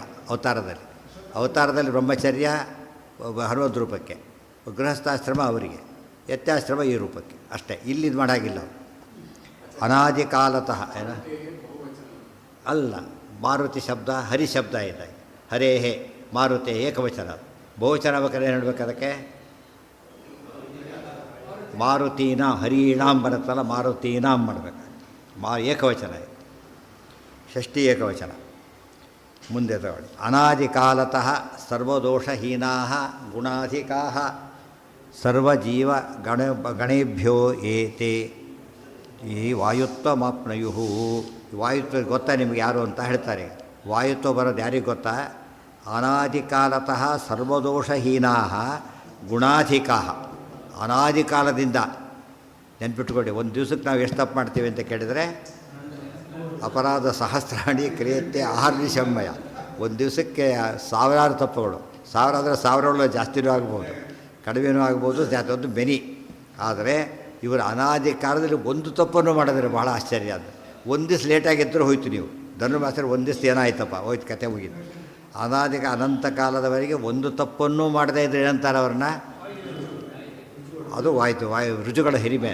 ಅಂಥ ಹೊತ್ತಿನಲ್ಲಿ ಈ ತಪ್ಪನ್ನು ಹೇಳಕ್ಕೆ ಬರುತ್ತಾ? ಸರ್ವದೋಷಹೀನಾ, ಯಾವ ದೋಷಗಳಿಲ್ಲ. ಅಸ್ವಾತಂತ್ರ್ಯ ಅವೆಲ್ಲ ಬೇರೆ ಸ್ವರೂಪದ್ದದು. ಈ ಹೊರಗಿನ ದೋಷಗಳು ಯಾವುದೂ ಇಲ್ಲ. ಗುಣಾಧಿಕಾಹ, ಗುಣದಲ್ಲಿ ಬೇರೆಯವರಿಗಿಂತ ಮೇಲೇ ಇರ್ತಾರೆ. ಸರ್ವಜೀವಗಣೇಭ್ಯೋ, ಎಲ್ಲ ಜೀವಗಳ ಗುಂಪಿಗಿತ್ತು ಮೇಲಿದ್ದಾರೆ. ಆದ್ದರಿಂದ ಲಕ್ಷ್ಮೀನಾರಾಯಣ ಪ್ರಸಕ್ತಿ ಬರಲಿಲ್ಲ ಇಲ್ಲಿ. ಅವ್ರ ಜೀವನೇ ಅಲ್ಲ. ತೇ ಹಿ ವಾಯುತ್ವ ಮಾಪ್ತು. ಯಾರು ಹೀಗಿರ್ತಾರೋ ಏ ಅನಾದಿ ಕಾಲದ ಸರ್ವದೋಷಹೀನ ಗುಣಾಧಿಕಾ ತೇ ವಾಯುತ್ವ ಮಾಪ್ನುಯು. ಯಾರು ಹೀಗಿರ್ತಾ ಅವರಿಗೆ ಮಾತ್ರ ವಾಯುಪದವಿ ಬರೋದರಿಂದ ವಾಯುಪದವಿಯಲ್ಲಿದ್ದವರಿಗೆ ದೋಷ ಅವತಾರದಲ್ಲಿಲ್ಲ. ಇನ್ನೇನು ಹೇಳಬೇಕು? ಇಲ್ಲ, ಮೂಲ ರೂಪದಲ್ಲಿಲ್ಲ. ಅವತಾರದಲ್ಲಿರುತ್ತಂದ್ರೆ ಅವತಾರ ರೂಪದಲ್ಲೂ ಇಲ್ಲ. ಯಸ್ಯ ತ್ರೀಣ್ವಿತಾನಿ ವೇದವಚನೆ ರೂಪಾಣಿ ದಿವ್ಯಾನ್ಯಲಂ ಬಟ್ ತದ್ದರ್ಶತ ಮಿಥಮೇವ ನಿಹಿತಂ. ಮೂಲ ರೂಪ ಹೇಗೋ ಹಾಗೆ ವಾಯುದೇವರ ಅವತಾರ ರೂಪನೇ ಇರೋದರಿಂದ ದೋಷ ಹೇಳಬಾರ್ದು. ಸರ್ವಜೀವಗಣೇಭ್ಯೋ ಏತೇ ಹಿ ವಾಯುತ್ವಮಾಪ್ನುಯು. ಅವರು ವಾಯುದೇವರಾಗಿದ್ದಾರೆ ಅಂದರೆ ಇಷ್ಟೆಲ್ಲ ಅಂಡರ್ಸ್ಟುಡ್ ಇರುತ್ತೆ. ಲೆಕ್ಚರರ್ ಆಗಿದ್ದಾರೆ ಅಂದರೆ ಎಮ್ಮೆ ಆಗಿದೆಯಾ ಅಂತ ಕೇಳಬಾರ್ದು. ಯಾತಕ್ಕೆ? ಇಲ್ಲ ಹೋದರೆ ಅವ್ನಿಗೆ ಆ ಪೋಸ್ಟೇ ಸಿಗೋದಿಲ್ಲ. ಅದು ಕೆಲವು ಪೋಸ್ಟ್ಗಳು ಸಿಗ್ಬೇಕಾದ್ರೆ ಏನಾಗಿರಬೇಕು? ಅದು ಮತ್ತೆ ಕೇಳಬಾರ್ದು. BBS ಓದಿಯಾ ಡಾಕ್ಟ್ರು ಅಂತ ಕೇಳ್ತೀಯಲ್ಲ ಅಂತ ಕೇಳಿದರೆ PhD ಡಾಕ್ಟ್ರ್ ಅಲ್ಲ ಅಂತ ಕೇಳಬೇಕೆ ಹೊರತು, ಡಾಕ್ಟ್ರ್ ಆಗಿದ್ದರೆ ಅದೆಲ್ಲ ಕೇಳಕ್ಕೆ ಹೋಗಬಾರ್ದು. ಆಯಿತಾ? ಅದೇ ರೀತಿಯೇ ವಾಯು ಶಬ್ದಕ್ಕೆ ಅರ್ಥ ಮಾಡ್ಕೊಂಡ್ಬಿಟ್ರೆ ಏನಾಗುತ್ತೆ ಅವರಿಗೆ? ದೋಷ ಇಲ್ಲ, ಗುಣ ಇವೆ. ಯೇ ಗುಣ ನಾಮ ಜಗತ್ ಪ್ರಸಿದ್ಧ ಎಂತೇಷು ತೇಷು ಎದುರಸೆಯಂತೆ. ಇದು ಹೇಳಿದ್ದು ಯಾವುದಕ್ಕೆ?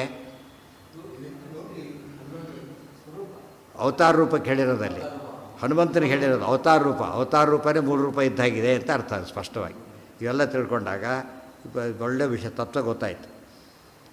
ರುಜವೋ ನಾಮಯೇ, ಅದಕ್ಕೆ ಮಧ್ವೀಜ ಓದಿ. ಎಲ್ಲೂ ಕೂಡ ಆಚಾರ್ಯರಿಗೆ ಬೇಸರ ಆಯಿತು ಎಂದೆಂದು ಅನ್ನೋದು. ಆಚಾರ್ಯ ಸ್ವಲ್ಪ ಯೋಚನೆ ಮಾಡಿದರು. ಆಚಾರ್ಯ ಸ್ವಲ್ಪ ಏನೋ ಯೋಚನೆ ಮಾಡ್ತಾ ಕೂತ್ಕೊಂಡ್ರು. ಆ ಮಾತುಗಳೇ ಇಲ್ಲ. ಯಾಕೆ? ದೋಷ ಅವೆಲ್ಲ ಕೂಡ ಚಿಂತಾ ಸಂತಾಪ ಲೇಪೋದ್ಭವೃತಿಶೇಷ ದೋಷಾತಿ ದೂರಂ. ಚಿಂತೆ ಮಾಡೋದು ಯಾರದ್ದು? ದೋಷ ಇರೋರು. ಅದಿಲ್ಲ ವಾಯುದೇವರಿಗೆ. ಆದ್ದರಿಂದನೇ ಏನು ಹೇಳಬೇಕಲ್ಲಿ? ದೋಷ ಇಲ್ಲದವರು ವಾಯುದೇವರು. ಹಾಂ, ಯಾವ ದೋಷಗಳಿಲ್ಲ? ಚಿಂತಾ ಸಂತಾಪಾದಿಗಳು. ಮಧ್ವೀಜ ಸರಿಯಾಗಿ ಓದಿ. ಒಂದೇ ಒಂದು ದೋಷದ ಹೆಸರು ಕಾಣ್ತಾರೆ ಎಲ್ಲರೂ ಕೂಡ. ಆಚಾರ್ಯ ಯೋಚನೆ ಏನಪ್ಪ ಬಂದುಬಿಟ್ಟಲ್ಪ ಅಂದ್ಕೊಂಡ್ಬಿಟ್ರು. ಏನು ನಾವಾಗಲೆಲ್ಲ ಶಿಷ್ಯರು ಭಾರಿ ಯೋಚನೆ ಮಾಡಿದರು.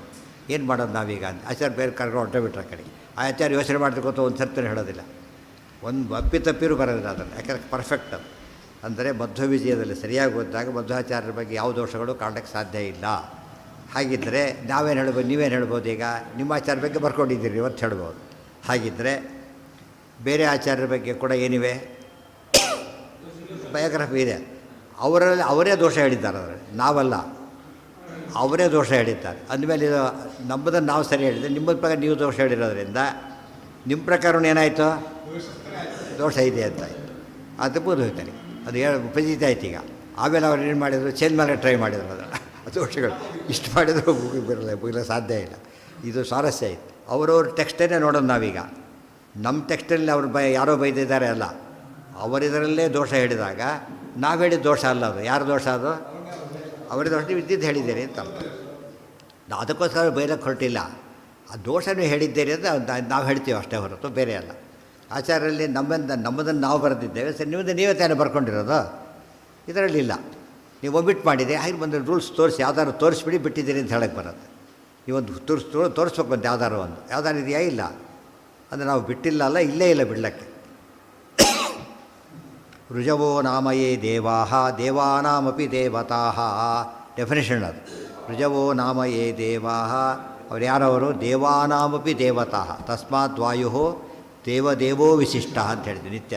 ದೇವಾನಾಂ ದೇವ, ಅದಕ್ಕೋಸ್ಕರ ದೇವಾನಾಮಪಿ ದೇವತಾಹ. ಅಭಾವಂ ಹತಿ ಅತಿಮಾನಾದೇಹೇ ಭೀಮಸ್ಯಾಹ ಚ ಕೇಶವಃ. ಧರ್ಮರಾಜೇನೋ ಭಾರಿ ಬುದ್ಧಿವಂತ ಉಪಯೋಗಿಸೇನು ಹೇಳಿಬಿಟ್ಟ. ಭೀಮಸೇನು ಸ್ವಲ್ಪ ಭಾರಿ ತಿಂತಿದ್ದ ಹಾಗೆ ಹೇಳಿದ. ಕೃಷ್ಣ ಹೇಳ್ತಾನೆ, ಯತ್ಕಿಂಚಾತ್ಮನಿ ಕಲ್ಯಾಣಂ ಸಂಭಾವಯಸಿ ಪಾಂಡವ ಸಹಸ್ರಗುಣಮಪ್ಪೇತತ್ ತ್ವಯಿ ಸಂಭಾವಯಾಮ್ಯಹಂ. ಭೀಮಸೇನ ಹೇಳಿದ ಅಷ್ಟೇ ಮಾತು ಕೇಳಿದ್ರೆ ನಮಗೇನು ಅನಿಸುತ್ತೆ? ಭಾರಿ ಹೇಳ್ಕೊಂಡ್ಬಿಟ್ಟ ಭೀಮಸೇನ ಅಂಥೇಳಿ. ಆದರೆ ಕೃಷ್ಣ ಹೇಳ್ತಾರೆ ಭಾರಿ ಕಡಿಮೆ ಹೇಳ್ಕೊಂಡಿದ್ದೆ ಅಂತ ಹೇಳ್ತಾರೆ. ಯಾರು ಭೀಮಸೇನಕ್ಕೆ ಎಷ್ಟು ಹೇಳ್ಕೊಳ್ಳಿಲ್ಲ, ನಿಜವಾಗಲೂ ಕೂಡ ಪೂರ್ತಿ ಹೇಳ್ಕೊಳ್ಳಿಲ್ಲ. ಅದು ನಮಗೆ ಭಾರಿ ಕಂಡ್ರೆ ಕೃಷ್ಣ ಹೇಳಿದ್ದು ಸ್ವಲ್ಪನೇ. ಒಬ್ಬ 100 ಕೋಟಿ ಇರೋನು 10 ಲಕ್ಷ ಇದೆ ಅಂತ ಹೇಳ್ಕೊಂಡು ನಮಗೆ 10 ಲಕ್ಷ ಗಾಬರಿ ವಿಷಯ. ನಮಗೆ ಅಯ್ಯೋ 10 ಲಕ್ಷ ಜಾಸ್ತಿ ಇದೆ, ನಮಗೆ ತಲೆ ಹೊಡಿಬಾರ್ದು ಅಷ್ಟು ಹೇಳಿದ್ದಾರೆ. ಈ ಅರ್ಥದಲ್ಲಿ ಏನು ಸಮಸ್ಯೆ ಇಲ್ಲ. ಅಂದರೆ ಕೃಷ್ಣ ಹೈಯೆಸ್ಟ್ ಜಡ್ಜು, ಆತ ಅಪ್ರಿಷಿಯೇಟ್ ಮಾಡಿರಬೇಕಾದ್ರೆ ಧರ್ಮರಾಜ ಬೈದರೆ ತಪ್ಪಾಗಲಿಲ್ಲ, ಅದು ದೋಷ. ಇಷ್ಟೆಲ್ಲ ಬರೀ ವಿಮರ್ಶೆನೇ. ಪುಟ ಪೂರ್ತಿ ವಿಮರ್ಶೆ ಮಾಡಿದ್ದಾರೆ ಆಚಾರ್ಯರು. ಕಥೆ ಅಲ್ಲ ಅದು, ಬರೀ ವಿಮರ್ಶೆ. ಹಾಂ, ಎಲ್ಲ 3 ಸಲ ಇವತ್ತಿಗೂ ಸಿಗುತ್ತೆ, ಎಲ್ಲ ಪ್ರಿಂಟಲ್ಲೂ ಸಿಗುತ್ತೆ. ಗೊತ್ತಾಯ್ತಾ? ಋಜವೋ ನಾಮಯೇ ದೇವಾಹ ದೇವಾನಾಮಪಿ ದೇವತಾಹ. ಏನ ವೇದವ್ಯಾಸರು ಲೇಷತ ಅಂತ ಹೇಳಿದ್ದು ಕೂಡ ಏನಾಯಿತು? ಸ್ವರಮೂಲ ಓದ್ಬಿಡ್ತೀವಿ ನಾವು.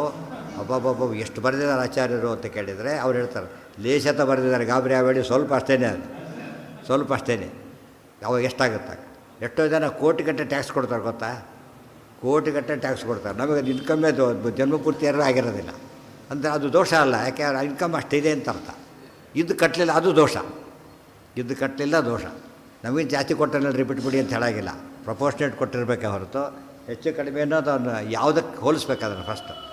ನಮ್ಮ ಲೆವೆಲಲ್ಲ, ಅವ್ನು ಇರೋದೆಷ್ಟು ಕೊಟ್ಟಿದ್ದೆಷ್ಟು ಅದಕ್ಕೆ ಸರಿ ಇರಬೇಕು. ಎಷ್ಟು ಸರಿ ಹೇಳ್ತಾರೆ ₹1000 ಟ್ಯಾಕ್ಸ್ ಕೊಟ್ಟಿದ್ದಾನೆ, ಮತ್ತೆ ಹಿಡ್ಕೊಂಡು ಹೋಗ್ತಾರೆ ಅವನ್ನ, ಟ್ಯಾಕ್ಸ್ ಕೊಟ್ಟಿಲ್ಲ ಅಂಥೇಳಿ. 1000 ಕೊಟ್ಟಿರೋದು ಹೌದು, ಯಾಕೆ ಕಡಿಮೆ ಕೊಟ್ಟಿದ್ದಾರೆ, ಇನ್ನೂ ಕೊಡಬೇಕಾಗಿ ತೋರಿಸಿಲ್ಲ ಅವನು. ಅದು ದೋಷ ಆಯ್ತು. ಈಗ ಇವನು ಒಂದೂ ಕೊಡದೆ 1 ಪೈಸೆನೂ ಕೊಡದೇ ಇವನು ಆನೆಸ್ಟು, ಅವ್ರು 1000 ಕೊಟ್ಟು ಡಿಸಾನೆಸ್ಟ್ ಅವನು. ಯಾಕೆ ಮೂಲ ಮರಿಬಾರ್ದು ಎಷ್ಟಿದೆ ಅಂತೇಳಿ. ಇದು ಧರ್ಮರಾಜ ಈ ಲೆಕ್ಕ ಹಾಕಿದ ತಪ್ಪಾಯಿತು. ಯತ್ಕಿಂಚ ಆತ್ಮನೇ ಕಲ್ಯಾಣ, ಯತ್ಕಿಂಚ ಅಂತ ಕೃಷ್ಣ ಹೇಳ್ತೀವಿ. ಏನು ಸ್ವಲ್ಪ ಹೇಳ್ಕೊಂಡೆಯಲ್ಲ, ಏನು ಸ್ವಲ್ಪ ಹೇಳ್ಕೊಂಡೆಯಲ್ಲ, ಸ್ವಲ್ಪ ಹೇಳ್ಕೊಂಡು ಅಷ್ಟೇ ಅಂತ. 2 ಭೂಮಿನ ಬೇಕಾದ್ರೆ ಸೀಳ್ಬಿಡ್ತೇನೆ ಅಂತ ಕೇಳಿದರೆ ಸ್ವಲ್ಪ ಹೇಳ್ಕೊಂಡಿದ್ದೆ ಅಷ್ಟೇ. ಯಾಕೆ ಗೊತ್ತಾ? ಯಾವಾಗಲೂ ಹೊತ್ಕೊಂಡಿರೋದು ವಾಯುದೇವರು, ಕೂರ್ವದಲ್ಲಿ ಹೊತ್ಕೊಂಡಿದ್ದಾರೆ ಯಾವಾಗಲೂ ಕೂಡ. ಅವ್ರಿಗೇನು ಆಶ್ಚರ್ಯ ಅದು, ಸ್ವಲ್ಪ ಹಿಡಿದಾಗ ಆಗಲಿಲ್ಲ. ಈಗ ಅಭಾವಂ ಅತಿಮಾನಾದೇಹೇ ಭೀಮಸ್ಯಾಹ ಚ ಕೇಶವಃ. ಕೃಷ್ಣನೇ ಡಿಕ್ಲೇರ್ ಮಾಡಿರ್ಬೇಕಾದ್ರೆ ಧರ್ಮರಾಜ ಹೇಳಿದ ತಪ್ಪೇನೆ. ಯತ್ಕಿಂಚಾತ್ಮನಿ ಕಲ್ಯಾಣಂ ಸಂಭಾವಯಸಿ ಪಾಂಡವ ಸಹಸ್ರಗುಣಮಪ್ಪೇತ ತ್ವಯಿ ಸಂಭಾವಯಾಮ್ಯ. ಆಚಾರ್ಯ ನಿರ್ಣಯ ಇಲ್ಲದೆ ಹೋಗಿದ್ರೆ ಎಷ್ಟು ಅಪಾರ್ಥಕ್ಕೆ ಕಾರಣ ಆಗ್ತಿತ್ತು ಗೊತ್ತಾ? ಇದಿಷ್ಟು ಧರ್ಮರಾಜನಂಥವನ ಪಾಯಲ್ಲಿ ದೋಷ ಬಂದ ಮೇಲೆ ದೋಷ ಇದ್ದಿರಬೇಕು ಅಂತ ಅನಿಸ್ಬಿಡ್ತಿತ್ತು ನಮಗೆ. ಇಷ್ಟಲ್ಲಿ ವಿಮರ್ಶೆ ಮಾಡಿದ ಮೇಲೆ ಏನಾಯ್ತಾಗ ಇಲ್ಲ ತಪ್ಪಿದೆ, ಧರ್ಮರಾಜ ಹೇಳಿದ ಸರಿ ಅಲ್ಲ ಅಂತ ಗೊತ್ತಾಯ್ತು. ಧರ್ಮರಾಜ ತಪ್ಪು ಹೇಳ್ತಾರೆ ಅಂದರೆ ತಪ್ಪು ಹೇಳಿದ್ದಾರಲ್ಲ, ನಾವೇನು ಮಾಡೋಕ್ಕಾಗ? ಧರ್ಮರಾಜನ ಏನಂತ ಕರೆದಿಲ್ಲ ನಾವು, ರುಜುವಿಗೆ ಅಂತ ಕರೆದಿಲ್ಲ. ಆದ್ದರಿಂದ ಸಮಸ್ಯೆ ಬರಲೇ ಇಲ್ಲ. ಹಾಂ, ಹೇಳಿದ್ದೇನು? ಅಪ್ರೋಕ್ಷ ಜ್ಞಾನಿಗಳಿಗೆ ದೋಷ ಇಲ್ಲ ಮೊದಲನೇದು. ಎರಡನೇದಾಗಿ ಆ ಪಾಪ ಬಂದು ಎಂಥ ಪಾಪ ಅಂದರೆ ಅಪ್ರೋಕ್ಷ ಮೋಕ್ಷಕ್ಕೆ ಅಡ್ಡಿಯಾಗೋ ಪಾಪ ಅಲ್ಲ. ಹೇಳಿದ ಲೇಟಾಗಿ ಬಂದಿದ್ದು ಫೇಲ್ ಆಗಲಿಕ್ಕೆ ಕಾರಣ ಆಗೋದಿಲ್ಲ. ಅದು ಅಷ್ಟಕ್ಕಷ್ಟೇ ಮುಗಿದೋಯ್ತು ಅಷ್ಟೇ. ಇಷ್ಟು ಎಲ್ಲರೂ ಹೇಳ್ಬೇಕಾದ್ರೆ ತಪ್ಪು ಮಾಡ್ದ ಅಂತ ಹೇಳಿದ್ರೆ ಅಷ್ಟೇ ಪನಿಷ್ಮೆಂಟ್, ಇನ್ನೇನು ಪನಿಷ್ಮೆಂಟ್ ಬೇಕಿಲ್ಲ. ಋಜವೋ ನಾಮಯೇ ದೇವಾಹ ದೇವಾನಾಮಪಿ ದೇವತಾಹ ಅಭಾವಂ ಹಿ ಅತಿಮಾನಾದೇಹೇ ಭೀಮಸ್ಯಾಹ ಚ ಕೇಶವಃ. ಯತ್ಕಿಂಚಾತ್ಮನಿ ಕಲ್ಯಾಣಂ ಸಂಭಾವಯಸಿ ಪಾಂಡವ ಸಹಸ್ರಗುಣಮಪ್ಪೇತತ್ವಯಿ ಸಂಭಾವಯಾಮ್ಯಹಂ ಇತಿ ತಸ್ಮಾದ್ಯಥಾ ಯುದ್ಧೇ ಧರ್ಮಹಾನಿಂ ಅಮನ್ಯತ ಏವಮತ್ರಾಪಿ ಅಧರ್ಮೇಣ ದೇಹಪಾತಂ ರೂಪೋಬ್ರವೀತ್ ಇತಿ. ಇದು ಆಚಾರ್ಯ ಕಂಡುಕೊಂಡು ಹೇಗೆ ಮಾಡ್ತಾರೆ ನೋಡಿ. ಧರ್ಮರಾಜ ತಪ್ಪು ಮಾಡಿದ್ದಾನಂದರೆ ಮಾಡ್ತಾನತ್ತ, ಒಂದು ಮಾಡಿದ್ದಾನೆ ನೋಡಿರಿ ತೋರಿಸ್ತಾರೆ. ಒಂದು ಮಾಡಿದ್ದಾನೆ, ಎಲ್ಲಿ ಮಾಡಿದ್ದಾನೆ ನೋಡಿ. ಇತಿ ತಸ್ಮಾತ್ ಅದು ಹೇಳಿದ್ದೇನು? ದೇವಂ ಇತಿ ತಸ್ಮಾತ್ ಯಥಾ ಯುದ್ಧೇ ಧರ್ಮಹಾನಿಂ ಅಮನ್ಯತ. ನಾನು ಮಾಡಿದ ಧರ್ಮ ಯುದ್ಧ ಅಲ್ಲ, ಅನ್ಯಾಯ ಮಾಡಿದೆ ಅಂತ ಧರ್ಮರಾಜ ಗೋಳಾಡಿಬಿಟ್ಟ. ಆ್ಯಕ್ಚುಲಿ ಧರ್ಮಯುದ್ಧನ ಅಧರ್ಮಯುದ್ಧನ ಅದು. ತಸ್ಮಾತ್ ಯುದ್ಧಸ್ವ ಭಾರತ. ಭೀಮಸೇನ ದೇವರು ಹೇಳಿಯಾಗಿದೆ ವನವಾಸದಲ್ಲಿ, ಇಲ್ಲಿ ಕೃಷ್ಣ ಹೇಳಿಯಾಗಿದೆ. ಅದನ್ನು ಅಧರ್ಮ ಯುದ್ಧ ಅಂತ ಕರೆದ್ರೆ ಗೀತೆಗೆ ಅಪ್ರಾಮಾಣ್ಯ ಹೇಳಿದಾಗಾಯಿತು, ತಪ್ಪಾಗಲಿಲ್ಲ. ಭೀಮ ಅಪ್ರಾಮಾಣ್ಯ ಹೇಳಿದಾಗಾಯಿತು. ಧರ್ಮರಾಜ ಹೇಳಿದ ಸರಿನೇ ಅದು ಅಲ್ಲಿ ಹಾಗೆ ತಪ್ಪು ಹೇಳಿ ಇಲ್ಲೂ ಹಾಗೆ ತಪ್ಪು ಹೇಳಿದ ಅಂತ ಹೇಳ್ತಾರೆ. ಅಲ್ಲಿ ಹಾಗೆ ತಪ್ಪು ಹೇಳಿದ್ದು ಇಲ್ಲೂ ಹಾಗೆ ತಪ್ಪು ಹೇಳಿದ. ಆದ್ದರಿಂದ ತಪ್ಪು ಕನ್ಫರ್ಮ್ ಆಯ್ತು. ಈಗ ಇದನ್ನು ಸರಿಯೇ ತಪ್ಪೋರು ಅದು ಸರಿಯೇ ತಪ್ಪುತ್ತೀರಾಗಿದ್ದರೆ ಇಲ್ಲ, ಎರಡೂ ತಪ್ಪೆ. ಅದು ತಪ್ಪು ಇದು ತಪ್ಪು. ಸಹಸ್ರಗುಣಮಪ್ಪೇತತ್ವಯಿ ಸಂಭಾವಯಾಮ್ಯಹಂ ಏವಮತ್ರಾಪಿ ಅಧರ್ಮೇಣ ದೇಹಪಾತಂ ನೃಪೋಪ್ರ. ಇಲ್ಲೂ ಕೂಡ ಅಧರ್ಮ ಕಲ್ಪನೆ ಮಾಡಿದ್ನೇ ಹೊರತು ಅಧರ್ಮ ನಡೆದಿಲ್ಲ. ಹಾಗಿದ್ದರೆ ದೇಹ ಎತ್ತಕ್ಕಾಗ ಮಾಡಿದರು ಅಂದರೆ ಇನ್ನೂ ಸ್ವಲ್ಪ ಹೇಳೋದಿದೆ, ಅದು ನಾಳೆ. ಅದು ಇದಿಷ್ಟು ಕೂಡ ಎಷ್ಟು ಸ್ಲೋ ಆಗುತ್ತೆ ಅಂತ ಗೊತ್ತಾಗುತ್ತೆ. ಅಲ್ಲಿ ವಿಷಯ ಬಂದು ಇದರಲ್ಲಿ ಡಿಸ್ಕಷನ್ನೇ ಜಾಸ್ತಿ. 32ನೇ ಅಧ್ಯಾಯದ ವೈಂಡಪ್ ಮಾಡ್ತಿದ್ದಾರಲ್ಲ, ಅನೇಕ ಪ್ರಶ್ನೆಗೆ ಉತ್ತರ ಕೊಡ್ತಾ ಹೋಗ್ತಾರೆ. ಈಗ 10, 11 ಕೆಲಸ ಬಂದೆ ಅಂತ ಜಾಸ್ತಿ ಆಗಿತ್ತು, 15 ಏನಾಗಿತ್ತು.